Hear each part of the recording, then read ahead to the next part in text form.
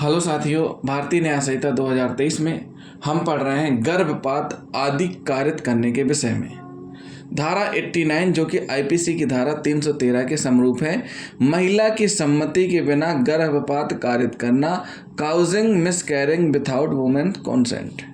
हमने आपको धारा 88 में स्पष्ट करके बताए हैं जो कि आईपीसी की धारा 312 के समरूप है कि महिला की सहमति के साथ जब गर्भपात किया जाता है तो उस स्थिति में महिला भी दंडनीय मानी जाएगी उस अपराध की। तो कौन कौन अंतर क्या है इस धारा उस धारा में? सहमति के बिना और सहमति के साथ। सहमति के साथ अगर महिला का गर्भपात कराया जा रहा है तो भी वह दंडनीय है, और अगर सहमति के बिना कराया जा रहा है तो भी गर्भपात दंडनीय है। फर्क इतना है कि अगर सहमति के साथ कराया जा रहा है तो इसका मतलब गर्भपात में उस महिला की भी सहमति शामिल है।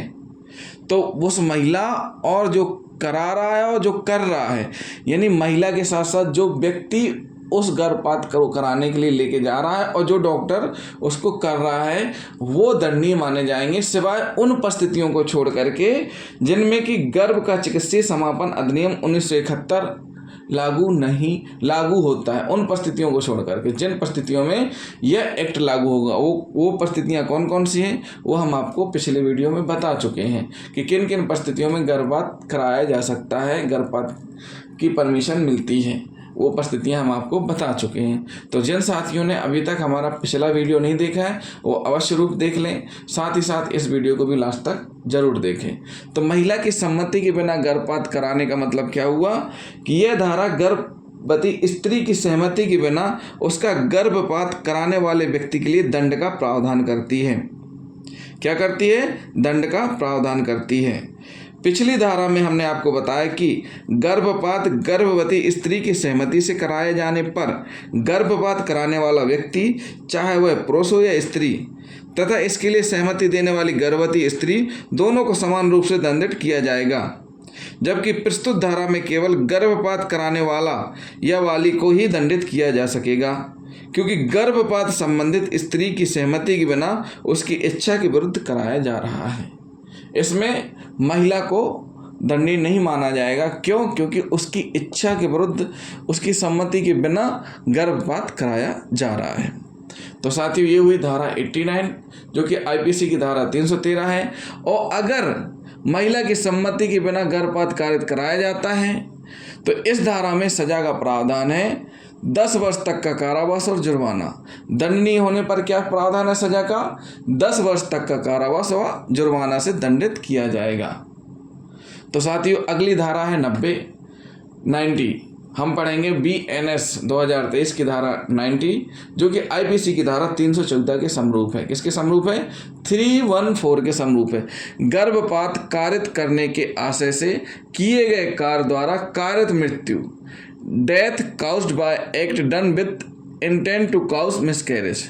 क्या कह रही है धारा कह रही है कि यह धारा उस स्थिति में लागू होती है जब कोई व्यक्ति किसी गर्भवती स्त्री का गर्भपात कराने के आशय से ऐसा कार्य करता है जिसके कारण उस स्त्री की मृत्यु हो जाती है।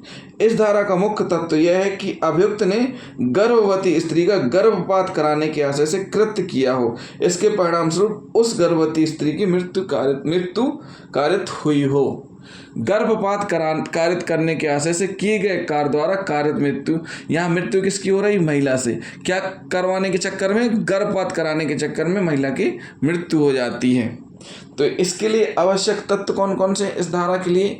इस धारा में जो महत्वपूर्ण तत्व हो वह है प्रश्नगत स्त्री गर्भवती हो, जिस महिला की मृत्यु हो रही हो वो इस धारा के तहत तब आएगा वो प्रकरण जब प्रश्नगत स्त्री गर्भवती हो, यानी जो मृतक है वो स्त्री गर्भवती हो। अभियुक्त ने गर्भपात कराने के आशय से कार्य किया हो, अभियुक्त के द्वारा जो कार्य किया गया है वो गर्भपात कराने के आशय से किया गया है। अभियुक्त के उस कार्य से गर्भवती स्त्री की मृत्यु हो गई हो, अभियुक्त ने जो कृत्य किया है उससे उस महिला की मृत्यु हो गई हो जो कि गर्भवती है।